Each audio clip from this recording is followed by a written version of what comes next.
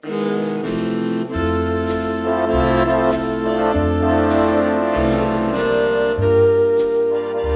the first thing that comes to your mind if I say Italy? Is it the tasty pizza, the delicious pasta, loud but welcoming and lovely people, beauty and chaos coexisting in a perfect balance? Well, then what you're really thinking about is Naples, a place that lives in a constant paradox. On one hand, its inhabitants will fiercely insist that they're not Italians, they're Neapolitans. On the other hand, if you distilled the heart of Italy, you would get this very city, with all its contrasts and contradictions. Naples is, at the same time, as Italian as it gets, but also unlike anywhere else in Italy. This is Paris level. This is top notch. We went to visit it to share with you its atmosphere and all the delicious food that the kitchen of Italy has to offer. Like, are you kidding me?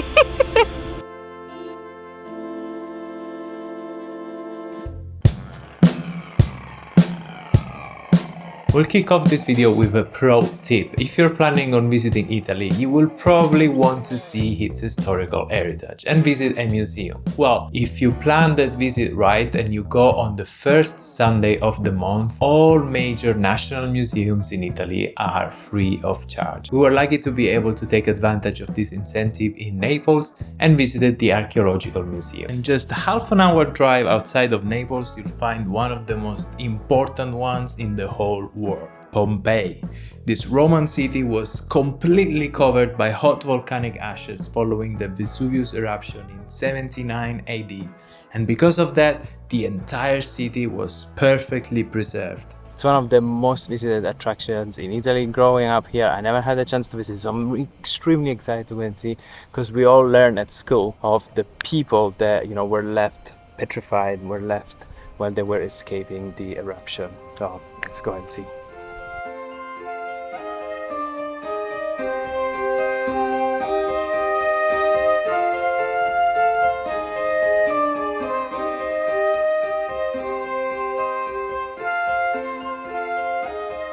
This is adults only. We just been to the Lupanar, which is the brothel house, where prostitutes were mainly Greek and coming from the east, and they were paid between 2 and 8 asses. Asses was the Roman currency. A glass of wine cost 1 asses for reference, so a prostitute was like 2 to 8 glass of wines, and there were paintings depicting the kind of activities going on there and beds for the guests, which was rather interesting. The rooms were tiny. Yeah, fairly gross. There were the baths, so sound like some people were having good weekends.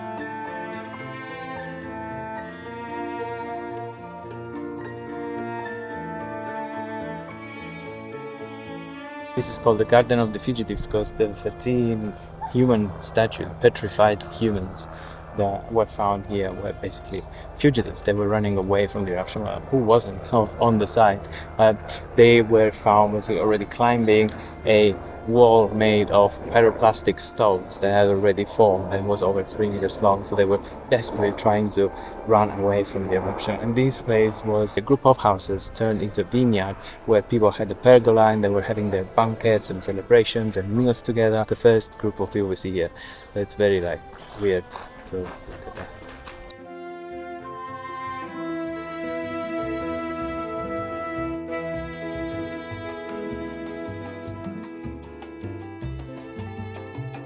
Pompeii is a huge site, and walk around it's very tiring, so we were super excited to head back to Naples and have our first Neapolitan dinner. And we picked the perfect place, È pronto o mangià.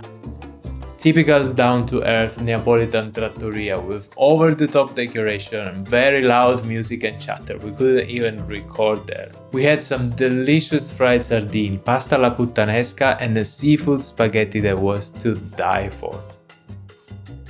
The portions were generous and the bill was just 30 euros. Despite being very satisfied and going to sleep with very full bellies, the next morning we still had room for a typical Neapolitan caloric bomb. The baba, it's filled with rum.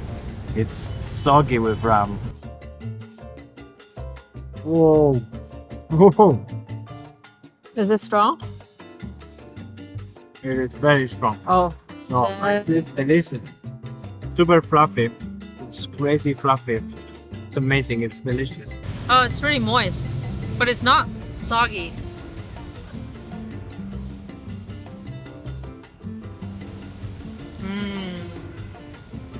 It is very strong. I don't like it.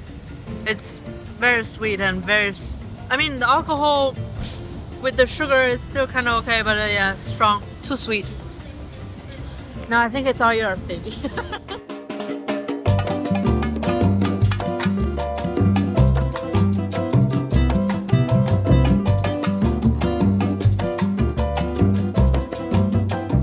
Napoli is the main artery of the city.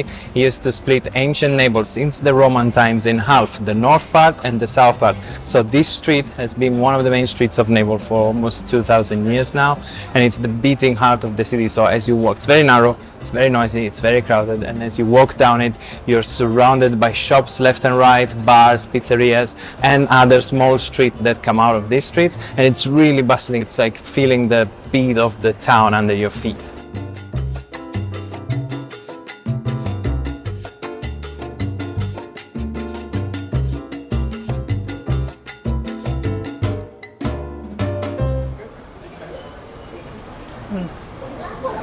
Fresh, hot, salted just right. All the football here was nice. I don't know how they do it here in Naples. When they do fried stuff, they always salt it perfectly. I always like to have lemon to put on top in other places, but here there's no need. It's like perfectly seasoned already. We are in Il Como, which is this place in Napoli, just but randomly passed by. We smell the cuopo. It looked amazing, and fuck it is. It's crazy. So good.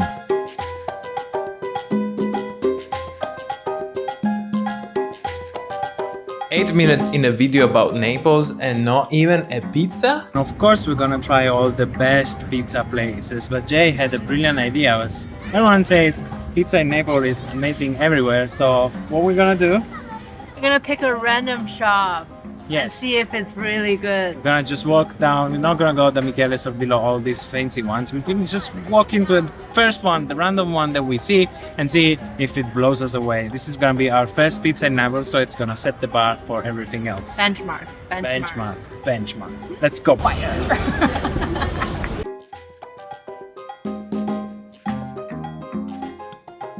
It's gonna be a good benchmark because we realized they had two guys outside catching people, so Also, it was empty when we came here. this might be actually worse than average, and maybe it's still good. Let's see.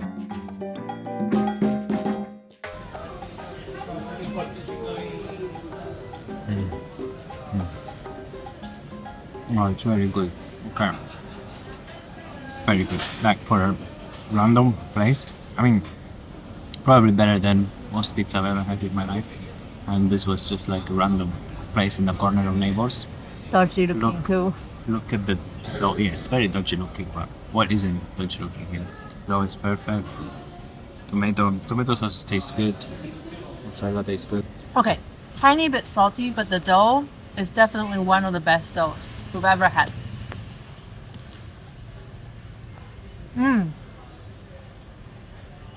And it came out at really high temperature. It was piping hot.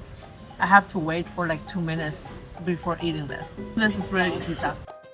In Naples, we ate pizza every day, and it's not true that Neapolitans eat only margherita. We had a few with very unusual toppings too. As for the traditional ones, we even tried one from the very first pizzeria in the world, and one from the family who brought pizza to the United States. We are going to make a separate pizza deep dive video, where we'll talk about its history, how to recognize and choose the best ones, and ranking all the pizzas we had in Naples. As for this video, more pizza is also coming up, just in different forms.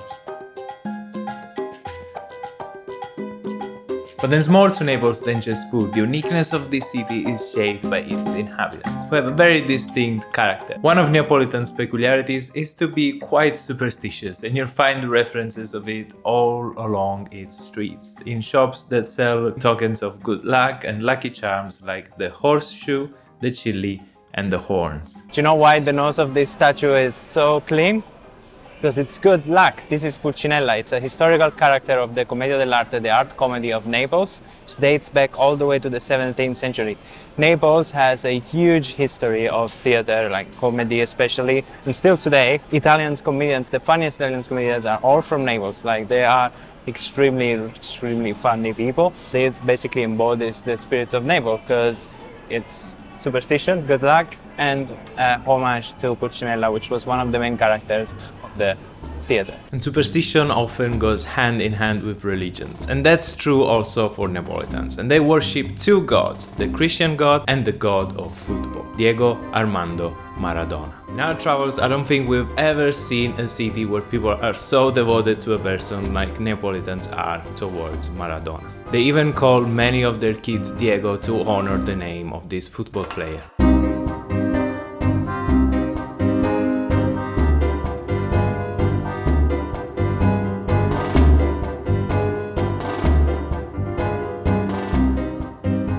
From the football heavens, we'll go all the way underground, where Naples has over 900,000 square meters of tunnels. To visit this part of the city, you can go to Napoli Sotterranea and learn about the history of the tunnels. The tunnels were initially dug up over 2,000 years ago by the Greeks to get some building materials. Roman engineers then turned these tunnels into a full-fledged aqueduct, able to supply water everywhere in the city that people could pick up through wells. Unfortunately, Neapolitans had to use these tunnels as bunkers during the Second World War because Naples was one of the most bombed cities in Italy. We definitely recommend you take the tour because there's a lot to learn about the Naples history there, and the scale of the Roman aqueduct is really impressive.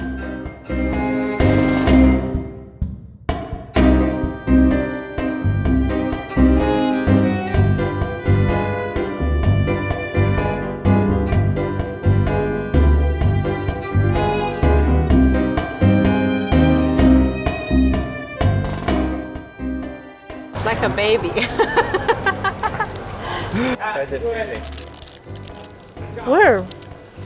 Where's the feeling? Yeah.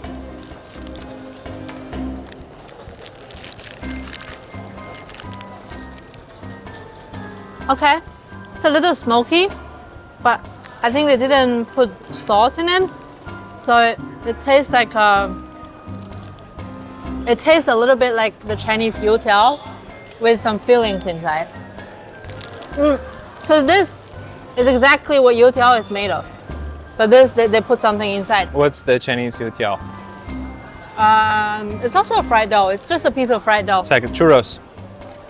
Yeah, but it's bigger. And we eat it with sweet soy milk. This tastes exactly like it. I think the dough is highly similar. But the fillings, there's cheese and some smoky stuff. Yeah, it's interesting.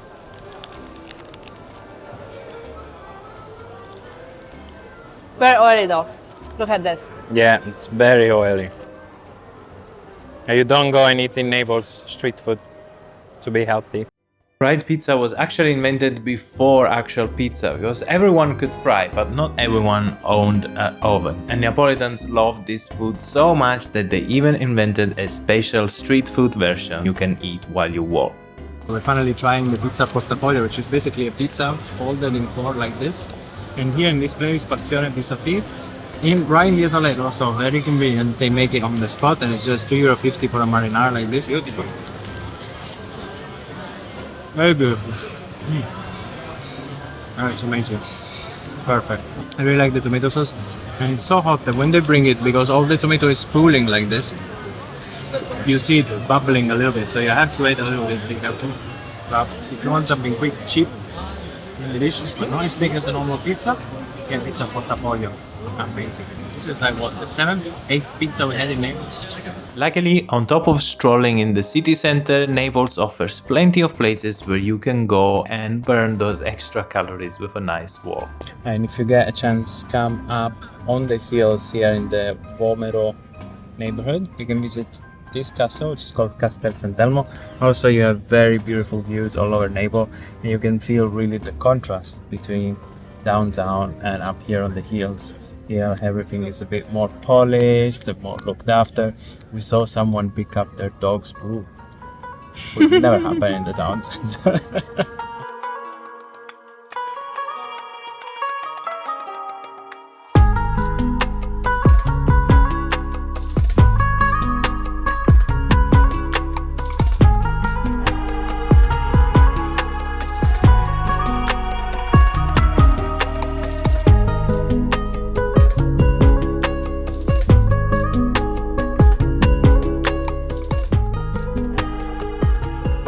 If you're in Naples, you're very likely to find yourself at the train station, either because you took a train or bus here, or because your airport transport took you here. And there's apparently right next to the station a place called the Lauri Pasticceria, a confectionery that does amazing sfogliatella, and it's still a bit undiscovered. So we're gonna go and try with a nice Neapolitan coffee.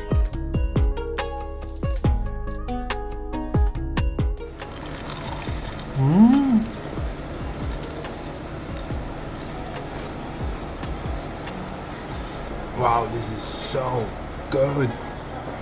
The moment you bite it, wow.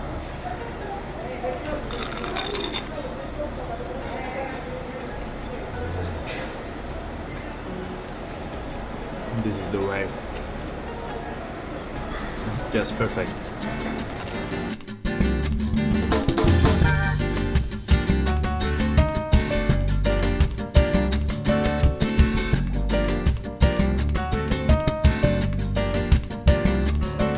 Oh, I'm hungry, but I can't do pizza anymore.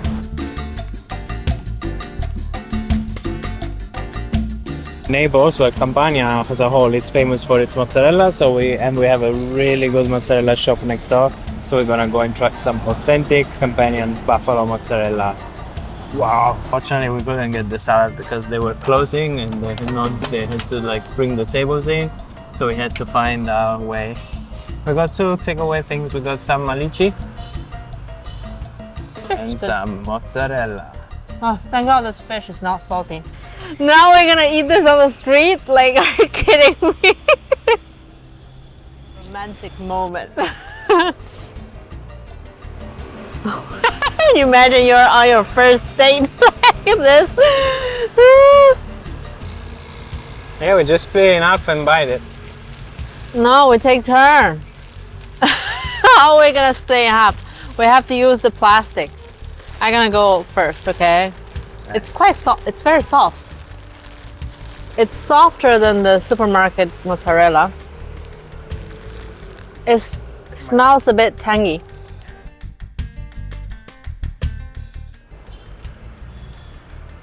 Whoa, is it bufala? It's very juicy. It's tangy. It's nothing like the one we had in Sicily. Why it tastes so different? Because it's like a good way. Ooh, when you bite, like your lips just touch it, the milk or the water just oozing out. It's a bit weird. Like, you try it. My God, yes! Look at that. Look at the oozing.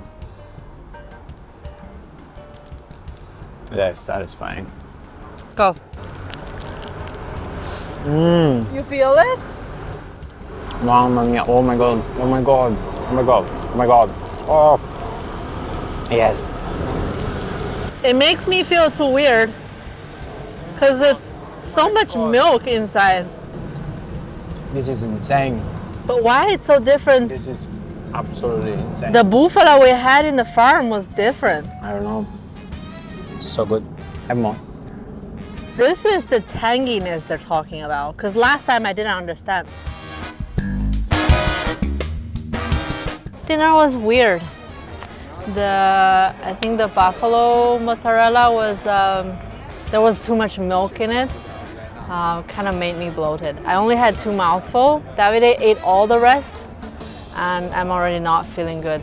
It's been like an hour while we're walking around. I'm still kind of feel hungry and not satisfied, but then I feel full at the same time. Well, if you're Asian, really think about what you eat. Be careful.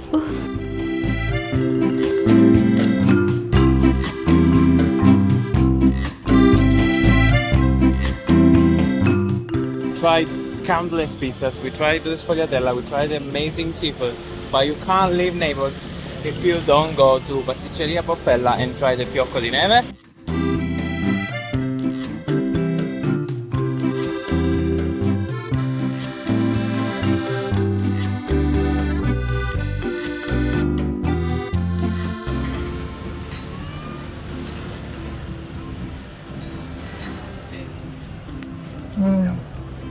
Tastes like a yogurt cream. Yogurt cream? No, I'm super curious. Or maybe sour cream? Interesting taste. Tastes really like yogurt, but very sweet as well because there's tons of powdered sugar.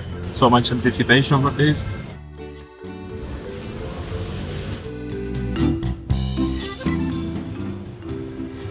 Oh, it's not sweet at all. It's sweet. What are you talking about? No, it's perfect. I love this cream. What is this cream? It's yogurt cream. I think it's ricotta. Oh my god, but it's so good. Wow. This is the Delizia al Limone, made on the spot. Wow, so fluffy, so soft. Oh my goodness, wow. Oh my god, this is so good. It's so lemony. Oh, it's so lemony.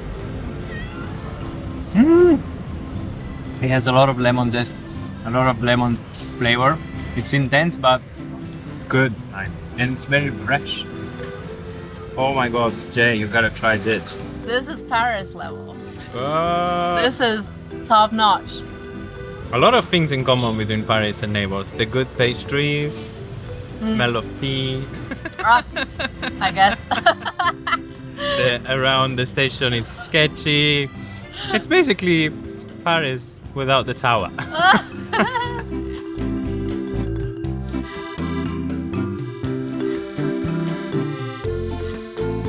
If you walk around Naples in summer like us, you will get really hot and thirsty, but this city has a perfect solution for that, and it's called the limonata coscia aperta.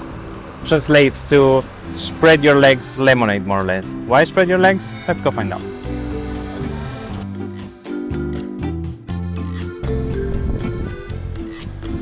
Salve. Ciao. Una limonata a coscia aperta.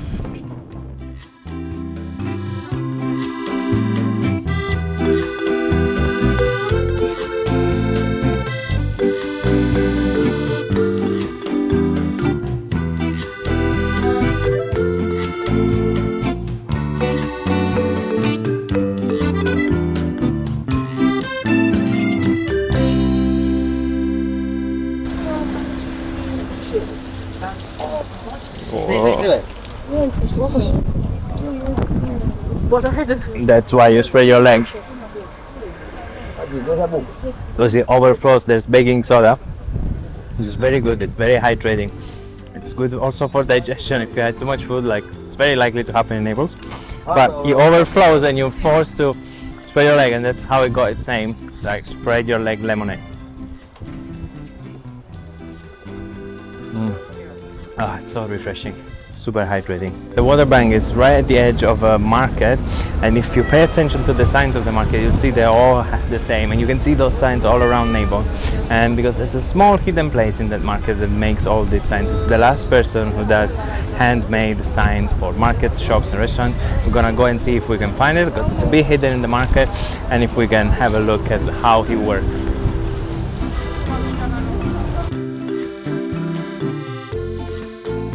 I hope we'll be able to find him. First of all, because it's a very tiny street. Second of all, because it's kind of a siesta time. It's 3 p.m. The market is very quiet, so I don't know if he closes the shop for, you know, to rest a little bit.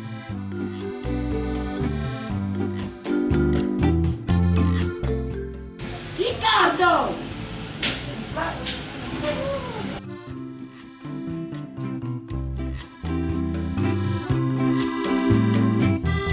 A very, very quick chat with the guy.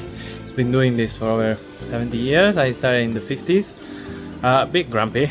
Apparently his family's been doing this for other generation, like since his grandpa, so it's a family business for a while. Hey. Hi. He has to go back. Now he started to get agitated. I think he's familiar with the smell around. Very interesting to see his shop. The shop has been there forever. You walk around Naples, you see these signs. you know it's him. You know, they're all done by the same person, not just in Naples, but also some towns around it. So it's like, wow, very, very interesting fact.